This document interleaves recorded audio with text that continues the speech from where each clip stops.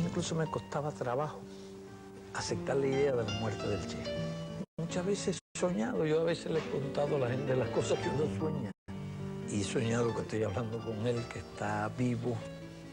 Uno tiene la impresión de una presencia permanente del Che, por lo que simbolizaba, por su carácter, por su conducta, por sus principios. Era un gran número de cualidades realmente excepcionales.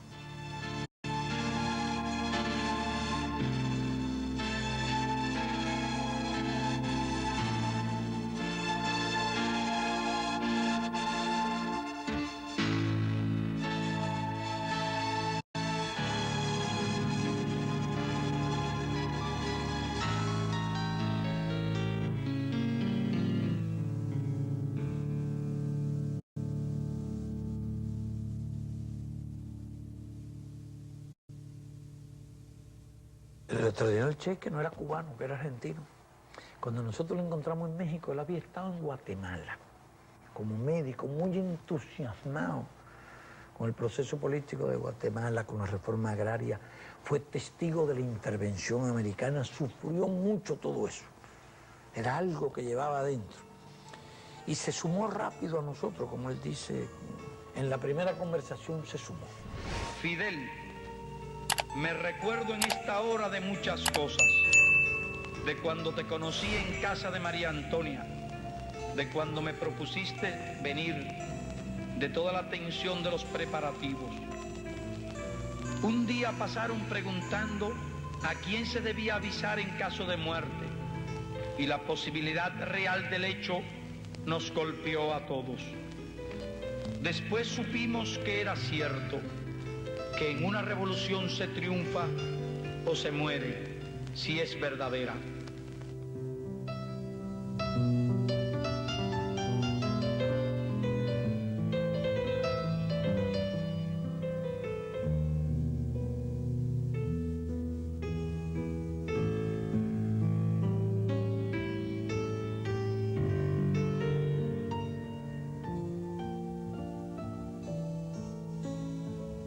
Casi toda la semana intentaba subir el Popocatépetl. Nunca llegaba arriba, pero toda la semana lo intentaba. Él padecía de asma, tenía esa limitación por el asma y hacía un esfuerzo heroico por subir ese volcán. Y aunque nunca llegaba arriba, nunca dejó de intentar subir otra vez, que también es un reflejo de su carácter. Era nuestro médico. Con esas limitaciones iba de médico. Nadie imaginaba un soldado, pero nosotros fuimos intelectual, fue un gran soldado.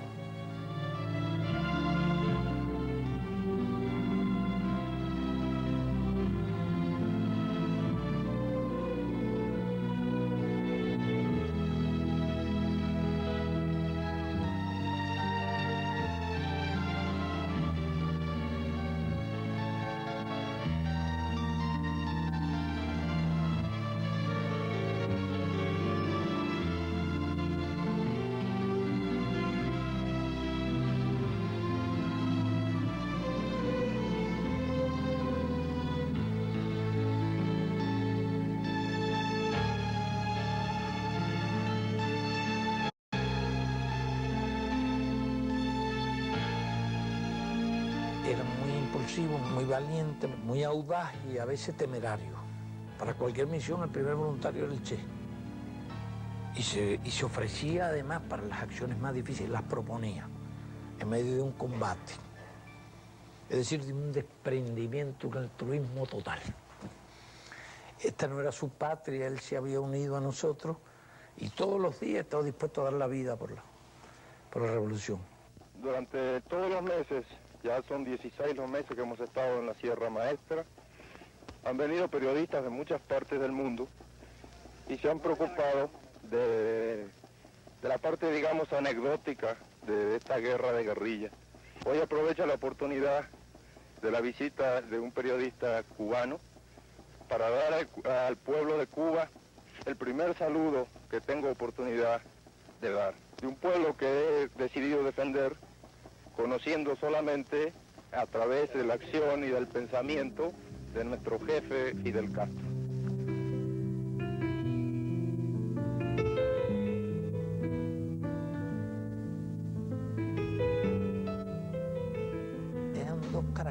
diferente.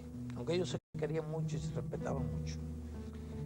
Camilo era muy bromista, siempre riéndose, muy audaz, muy inteligente, menos intelectual que el Che, pero un excelente jefe también, que no le daba oportunidad al enemigo. Era muy valiente, pero no tenía esa característica temeraria que tiene el Che. Se parecía un hombre que iba al encuentro de la muerte. Y Camilo desafiaba la muerte, no tenía temor así, pero no actuaba con temeridad. Esas son dos diferencias. Y ellos se querían mucho.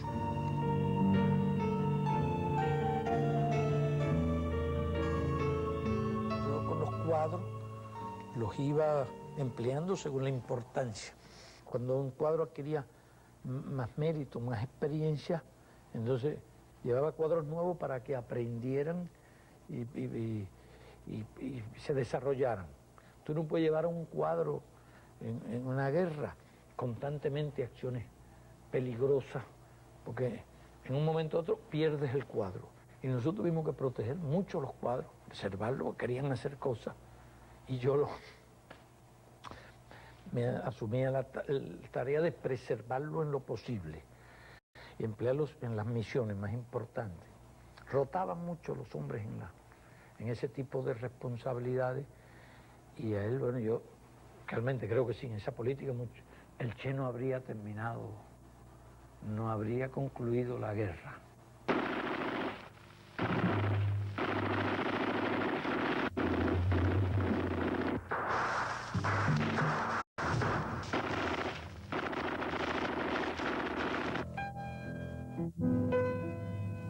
Él quería ir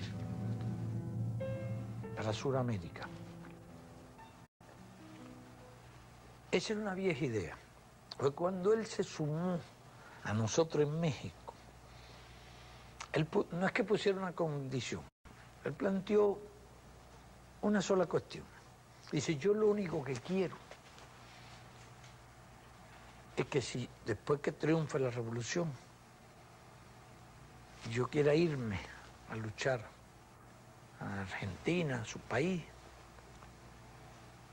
que no se me limite esa posibilidad. Que razones de Estado no impidan eso. Y yo se lo prometí. Eso estaba muy distante, ¿no?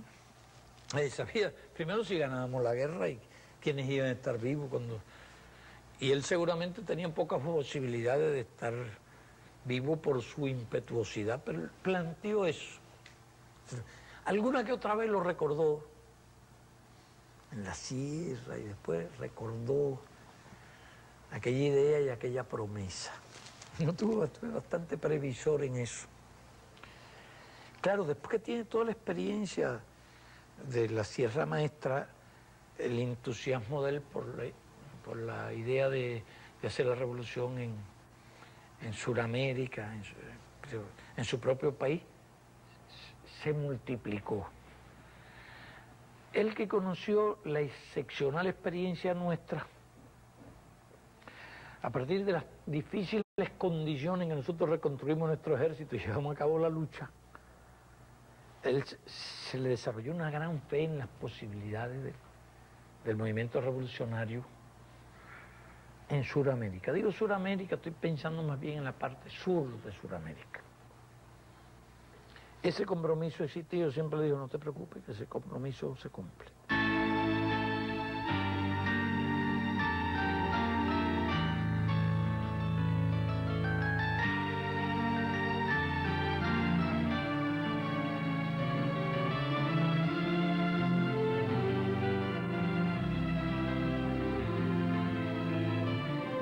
Al triunfo de la revolución había muchas tareas que hacer de todas clases y problemas que resolver de todo tipo. Políticos, de unión de fuerzas, problemas estatales, problemas de la economía, todo eso. Entonces tuvimos que enfrentar todas las tareas de una revolución victoriosa que no quedó nada del viejo Estado.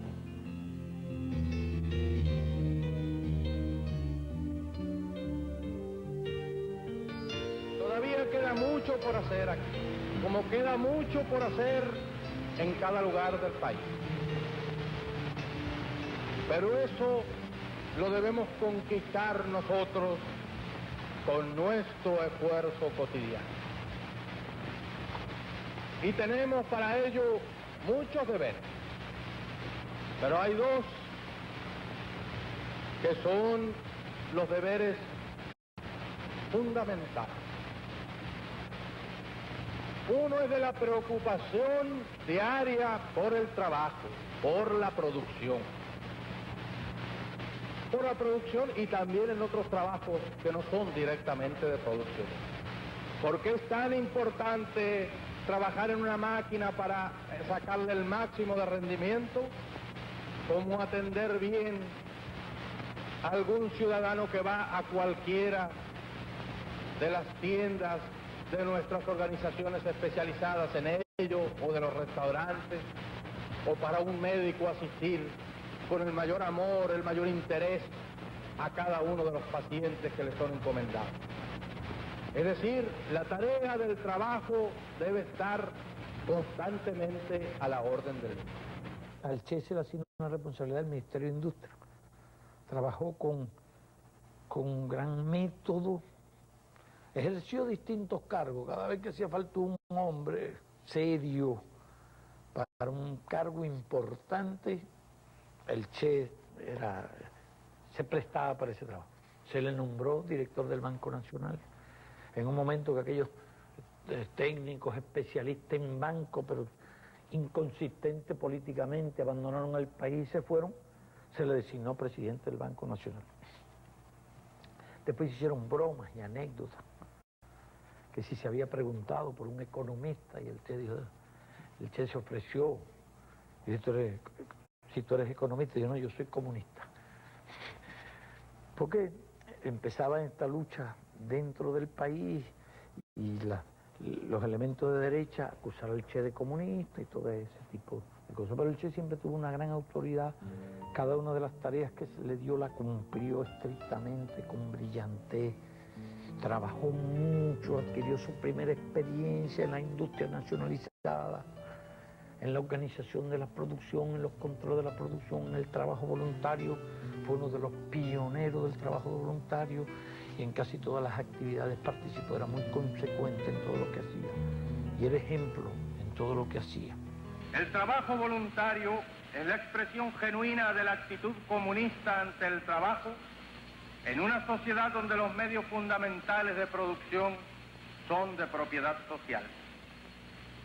Es el ejemplo de los hombres que aman la causa de los proletarios y que subordinan a esa causa sus momentos de recreo y de descanso para cumplir abnegadamente con las tareas de la revolución. El trabajo voluntario es una escuela creadora de conciencia. Es el esfuerzo realizado en la sociedad y para la sociedad como aporte individual y colectivo, y va formando esa alta conciencia que nos permite acelerar el proceso del tránsito hacia el comunismo.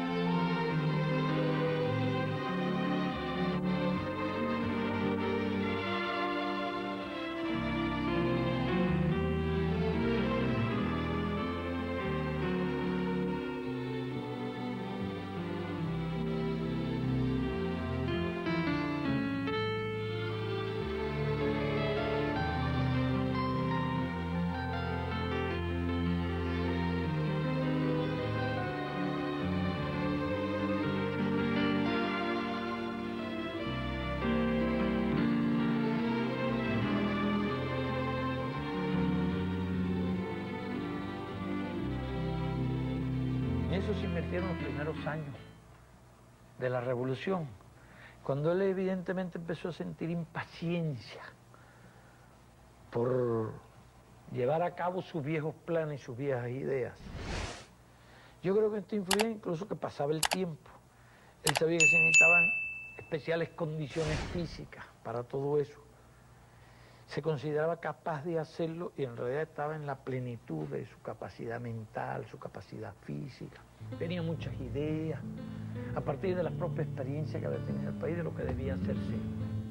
Hoy hay un nuevo espíritu en todo el país, una nueva alegría reconquistada para todos los cubanos. Y además, la sensación nueva y cada día repetida de ser los forjadores de su propia libertad, de tratar a la libertad como algo propio y conquistado, como algo que se ha ganado con el sudor y con la sangre, con la lucha ininterrumpida, y la satisfacción siempre creciente de que el nombre de Cuba recorre los campos de América y recorre también los campos de otros países del mundo que luchan por su libertad, significando siempre lo mismo: la imagen de lo que se puede conseguir mediante la lucha revolucionaria, la esperanza de un mundo mejor, la imagen por la cual vale la pena arriesgar la vida, sacrificarse hasta la muerte en los campos de batalla de todos los continentes del mundo. Como yo conozco también que las fases iniciales de un proceso como el que quería hacer eran difíciles por nuestra propia experiencia. Yo pensaba en la idea de que se podían crearse las mejores condiciones para lo que él pensaba hacer. Y le planteamos que no se impacientara, que hacía falta tiempo, porque él quería llegar desde el primer día a hacerlo todo. Y la estatua que recuerda a Lumumba, hoy destruida pero mañana reconstruida, nos recuerda también en la historia trágica de ese mártir de la revolución del mundo, que no se puede confiar en el imperialismo, pero ni tantito así, nada.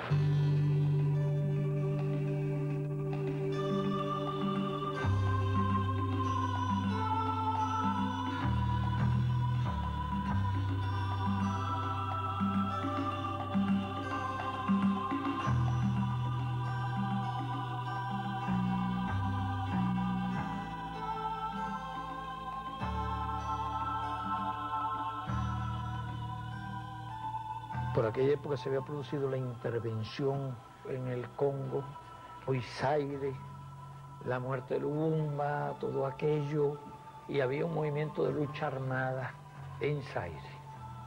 El movimiento de revolución nos pidió una ayuda, que le enviáramos instructores combatientes en una misión internacionalista. Entonces yo mismo le sugerí al Che la idea de que había que ganar tiempo, esperar. Él quería desarrollar unos cuadros, desarrollar más la experiencia, y lo hicimos responsable del grupo que fue a ayudar a los revolucionarios allí en el actual Zaire. Fueron alrededor de 100, y allí estuvieron varios meses.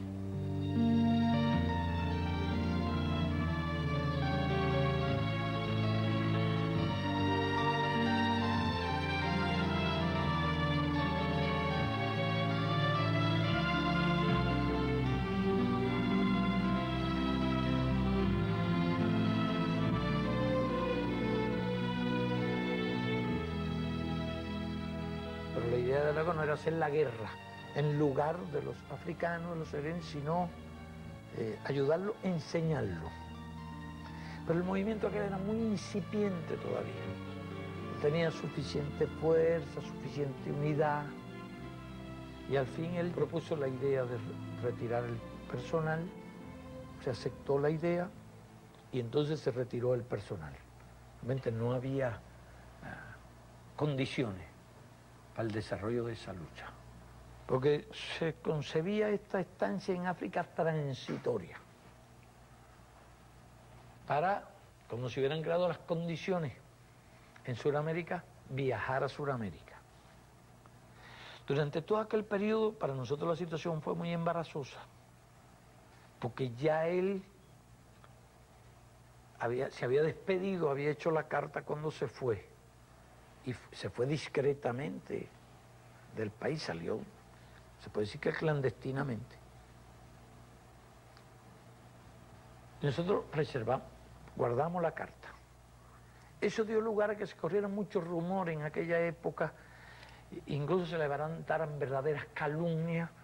Hubo quienes hablaron del Che desaparecido, el Che muerto, discrepancias y toda aquella historia. Y nosotros soportamos aquel chaparrón de rumores y de intrigas simplemente para no arriesgar la misión que él quería cumplir y el personal con que él quería ir allá. Pero como se termina aquella fase, él está en Tanzania, está ganando tiempo, estuvo en Tanzania, después estuvo en un país socialista de Europa, él no quería regresar, lo que le daba mucha pena, porque ya en un momento determinado resultó inevitable publicar la carta. Pues era muy perjudicial ya toda aquella campaña sin una respuesta y no quedó más alternativa que publicar la carta. Otras tierras del mundo reclaman el concurso de mis modestos esfuerzos. Yo puedo hacer lo que te está negado por tu responsabilidad al frente de Cuba y llegó la hora de separarnos. Sépase que lo hago con una mezcla de alegría y dolor. Aquí dejo lo más puro de mis esperanzas de constructor y lo más querido entre mis seres queridos. Y dejo un pueblo que me admitió como un hijo. Eso lacera una parte de mi espíritu. En los nuevos campos de batalla llevaré la fe que me inculcaste, el espíritu revolucionario de mi pueblo, la sensación de cumplir con el más sagrado de los deberes, luchar contra el imperialismo donde quiera que esté. Esto reconforta y cura con creces cualquier desgarradura. Ya después que se conoció la carta, que era una necesidad política ineludible, él, con ese carácter particular, le costaba mucho la idea de regresar a Cuba después de haberse despedido. Yo lo persuado de que regrese, que es lo más conveniente para todos los fines prácticos de lo que él quería hacer. Y regresa, pero también clandestinamente regresa a Cuba. Y está aquí algunos meses, una zona montañosa, difícil, entrenándose.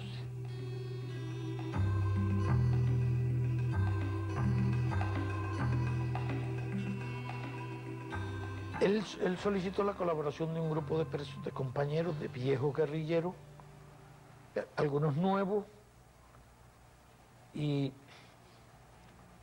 solicitó que se le apoyara en eso. Y él escogió el grupo de personas, los escogió, conversó y nosotros autorizamos que fuera un grupo de compañeros bien experimentados, puesto que la tarea que él iba a hacer allí requería realmente de ese grupo experimentado, de voluntarios que fueron esa tarea. Estuvo entrenándose con ellos durante meses mientras se hacían todos los trabajos previos para el traslado de él y del grupo a Bolivia.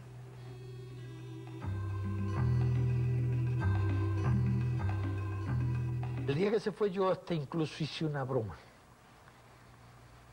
El día que se marchó definitivamente, invité a varios compañeros de la dirección del partido, de los demás confianza, y lo invité a una comida con un visitante que tenía. El visitante era el Che, ya disfrazado. No lo conocía nadie en absoluto, con el disfraz que se hizo.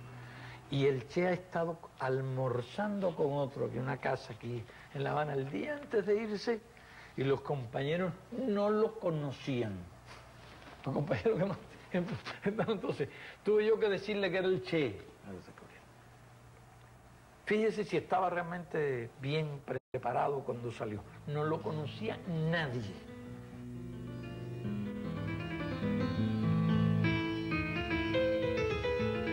Él había escogido el territorio y había elaborado su plan de lucha. Le interesaba Argentina. Estaba realmente muy inspirado en la idea de hacer la revolución argentina, pero en aquella época no había relaciones con nadie. Entonces estos gobiernos incluso se habían unido al Estados Unidos contra Cuba. Y él en los primeros tiempos había aglutinado un grupo de argentinos, incluso un argentino que había estado como periodista en la Sierra Maestra, Massetti, que después fue fundador de Prensa Latina. Y él lo había captado para sus ideas de lucha en Argentina. Y Massetti, de acuerdo con el Che, trató de organizar un frente allá en el norte de Argentina, por la zona de Salta. Massetti murió en aquellas misiones. El Che era un hombre siempre muy sensible, muy comprometido con todos sus compañeros. El mero hecho de que él hubiera iniciado aquel esfuerzo, aquella lucha, algunos compañeros hubieran dado la vida, era sin duda uno de los factores que influía incluso en su impaciencia para llevar a cabo aquellas ideas. Y entonces ya él había estudiado esa parte, y la importancia que tenía, parece, es que estaba cerca de la frontera con Argentina. Él conocía el carácter del campesino boliviano, muy callado, muy reservado, muy desconfiado. Él sabía que era muy diferente el carácter del cubano, porque él había recorrido incluso después que se graduó en motocicleta, había estado recorriendo, él estuvo en el Amazonas, en muchos lugares, y tuvo mucho contacto con esas poblaciones, y conocía la tragedia del indio, las características, él conocía mucho eso y lo sentía. Y más de una vez me explicó y me habló de cómo eran, cómo había que trabajar y que eso llevaba tiempo, que eso no era fácil.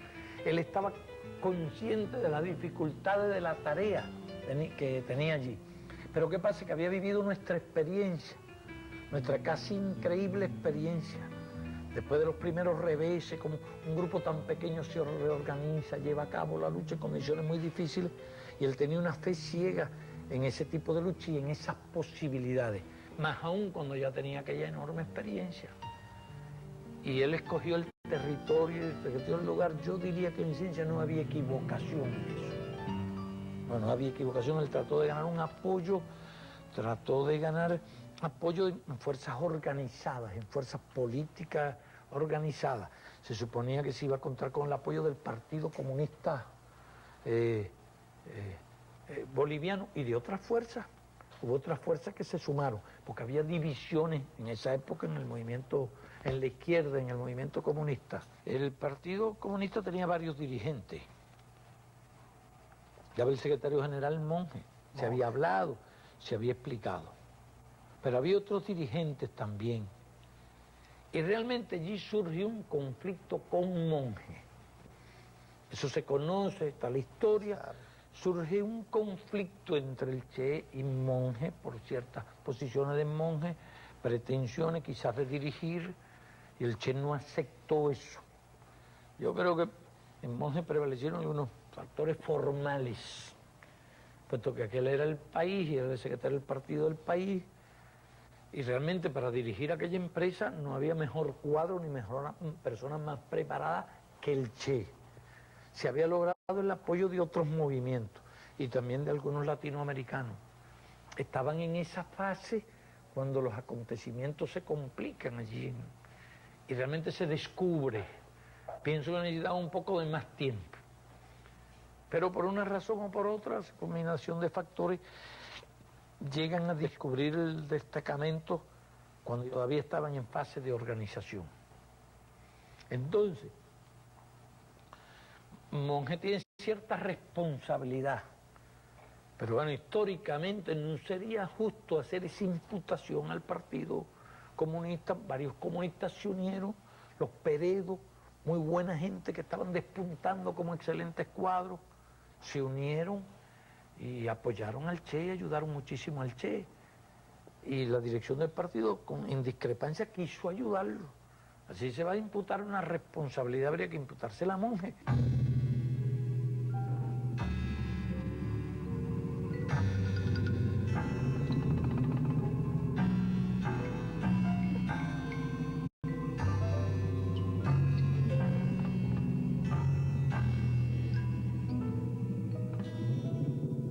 El ejército llega a percibir que hay algo extraño.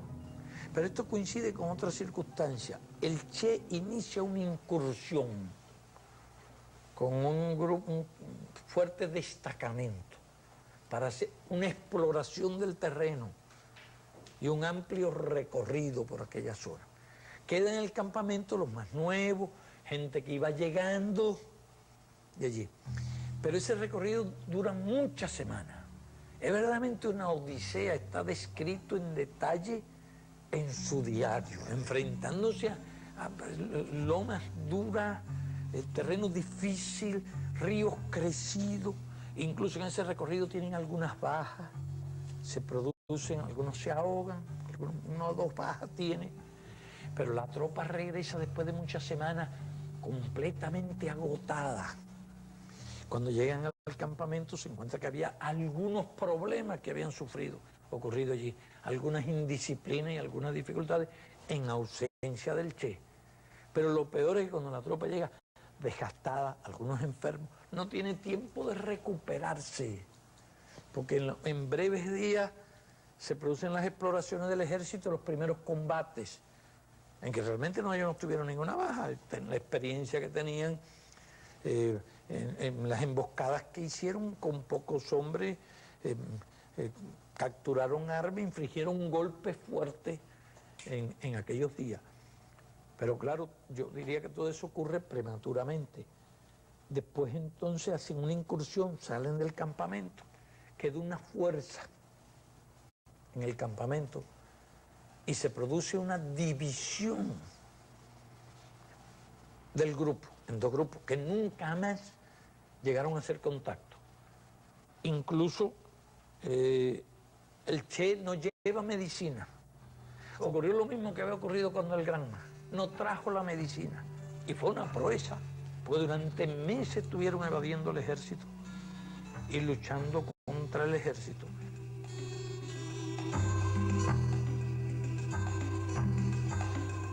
Él tenía confianza en la posibilidad de la lucha irregular. Él lo sabía. Y en esas circunstancias, la guerrilla depende de sí misma. No puede ni esperar ni recibir apoyo exterior, que es prácticamente imposible. Eso no era posible. Y la ayuda de tipo clandestina, toda la red había sido desbaratada. Eso en ese momento dependía de la acción de ellos.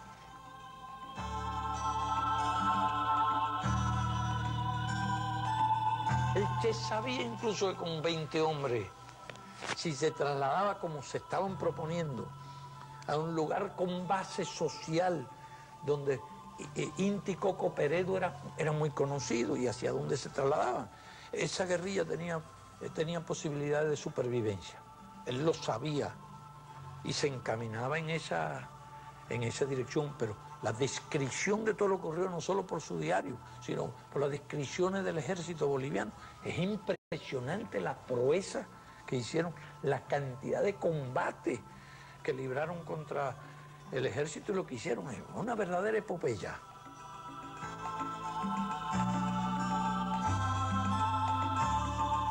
Yo pienso que él estaba muy afectado cuando se persuade de la muerte del otro grupo.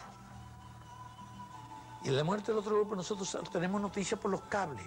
Se explica cómo ella, por nuestra experiencia, yo deduzco inmediatamente que la noticia es exacta, que es correcta, es verídica. La muerte cuando muere Tamara, cuando muere Joaquín, el grupo que muere. Pero él se resistía a creerlo y se ve en el diario durante muchos meses. Él se resiste, cree que es mentira del ejército, porque han dado muchos partes falsos. Cuando ya se convence, se persuade que no existe, que no lo encuentra, es cuando él emprende una marcha hacia la búsqueda de una base social, cuando ya tiene algunos cuadros bolivianos buenos. Y era correcto y tenía posibilidad de supervivencia. ¿Cuánto influyó en su ánimo la muerte de aquellos compañeros? Yo creo que actuó con cierta temeridad, porque le iban por un camino. En un momento se para en un alto y dice, vamos precedidos por Radio Bemba. Es decir, todos los vecinos lo estaban esperando. Yo lo conozco bien. Y yo creo que en ese momento estaba actuando conforme ese carácter que tenía él. Sentía las cosas muy fuertes con cierta temeridad. Él entonces sigue el avance, llegan de día a un pueblo, está vacío. Ver un pueblo vacío es señal de que hay algo, la población percibe que va a haber un combate. Es ahí el ejército. Cualquier ejército, cualquiera, no tenía más que esperar en ese camino, emboscarse en ese camino. Y por unas lomas peladas, en pleno mediodía, la vanguardia emprende la marcha. De esa forma. Sí, como si no existiera el ejército. Y entonces esa vanguardia que va adelante cae en emboscada, de día matan varios de ellos, fue un golpe muy serio. El grupo llevaba además algunos enfermos, llevaba el médico enfermo. Y el Che lo llevaba de todas maneras, aunque les retrasaba el movimiento, la marcha. Una circunstancia, a veces nosotros lo hicimos, si buscábamos un lugar donde poder dejarlo con alguien que lo atendiera, porque no podían resistir la marcha.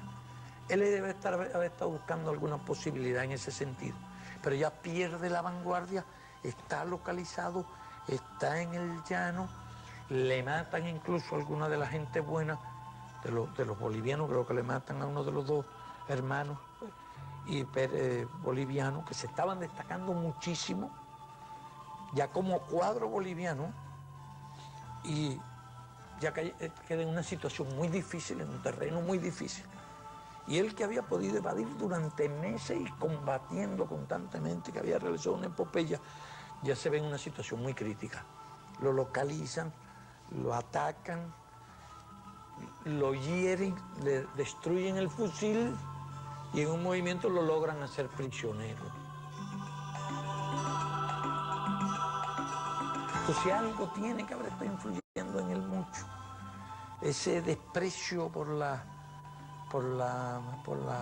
muerte, a veces él iba al encuentro de la muerte, sobre todo en ciertos momentos, porque en tales circunstancias realmente tenían que haber avanzado con más cuidado, apartarse de una ruta, buscar otros puntos, avanzar de noche, porque incluso esa emboscada de noche no le hubiera hecho gran daño.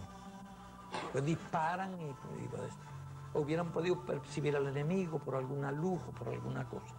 Yo creo que ciertos factores del carácter de él en ese momento influyeron en los acontecimientos. De manera que yo diría que cuando todavía marchaban por ese camino y tenían 20 hombres, tenían ya unos cuadros bolivianos, si ellos llegan a la zona donde se proponían, tenían posibilidades no solo de supervivencia, sino de desarrollo del movimiento guerrillero. Ahora esta masa anónima, esta América de color, sombría, taciturna, que canta en todo el continente con una misma tristeza y desengaño, ahora esta masa es la que empieza a entrar definitivamente en su propia historia. La empieza a escribir con su sangre, la empieza a sufrir y a morir, porque ahora por los campos y las montañas de América, por las faldas de sus sierras, por sus llanuras y sus selvas, entre la soledad o el tráfico de las ciudades, en las costas de los grandes océanos y ríos, se empieza a estremecer este mundo lleno de corazones, con los puños calientes de deseo de morir por lo suyo, de conquistar sus derechos, casi 500 años burlados por unos y por otros. Porque esta gran humanidad ha dicho basta y ha echado a andar, y su marcha de gigantes ya no se detendrá hasta conquistar la verdadera independencia por la que ya han muerto más de una vez inútilmente.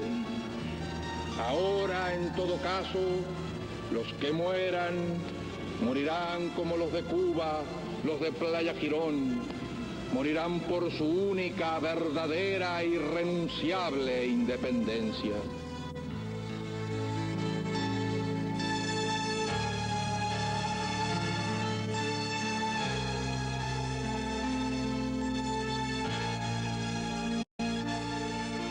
Creíamos en lo que estaba haciendo y creíamos que podía ser lo que se proponía. Yo siempre digo que el éxito o el fracaso no es lo que indica que es correcta una línea. Nosotros pudimos haber muerto todos en nuestra lucha, estuvimos a punto más de una vez. Si hubiéramos muerto, mucha gente diría que estábamos equivocados. Yo pienso que si hubiéramos muerto, no estábamos equivocados. Y que nuestro camino es correcto, pero hay una serie de factores imponderables que intervienen, incluso el azar. Y nosotros sobrevivimos en los primeros, aquellos días difíciles, casi de milagro. Sería otra historia larga de hacer. Pero en esa circunstancia, no se puede decir que el éxito sea la medida de la justeza de una línea. Determinados factores indujeron, pero yo no cuestiono la justeza de la línea del Che. Yo lo que digo, nos habría gustado que no pasara por esa etapa inicial de tanto riesgo y que hubiera podido incorporarse como jefe político y jefe militar, como estratega, en un movimiento que ya hubiese rebasado esa fase. Teníamos excelentes relaciones de amistad, de confianza, y el Che realmente les prestaba mucha atención a los puntos de vista, a los criterios que yo le daba, porque siempre mantuvimos una confianza y una amistad hasta el final. Pero aquella era su idea. La otra cosa era prohibirle, y eso no estaba dentro del tipo de relaciones que teníamos nosotros, ni por razones de Estado, ni imponerle un criterio.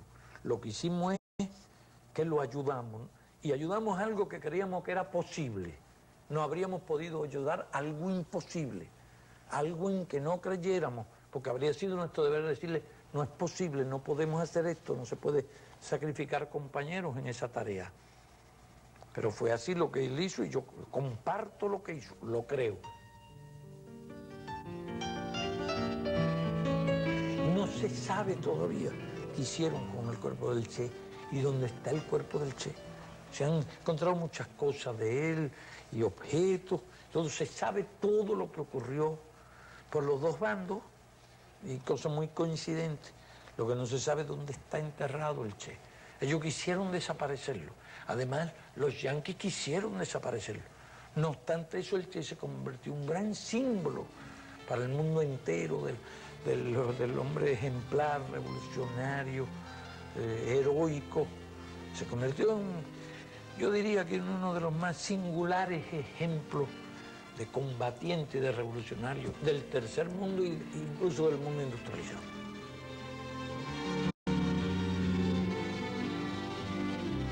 Si queremos expresar cómo aspiramos que sean nuestros combatientes revolucionarios, nuestros militantes, nuestros hombres, debemos decir sin vacilación de ninguna índole que sean como el Che. Si queremos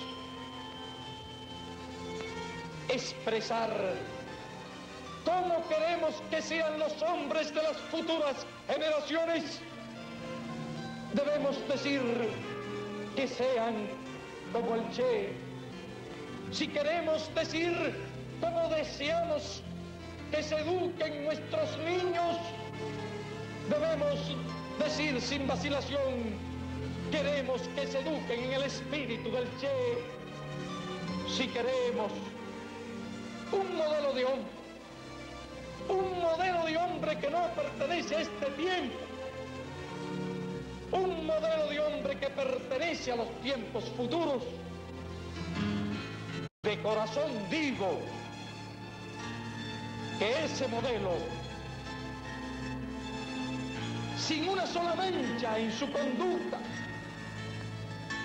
sin una sola mancha en su actitud, sin una sola mancha en su actuación, ese modelo es el Che. Si queremos saber cómo deseamos que sean nuestros hijos, debemos decir con todo el corazón de vehementes revolucionarios, queremos que sean como el Che.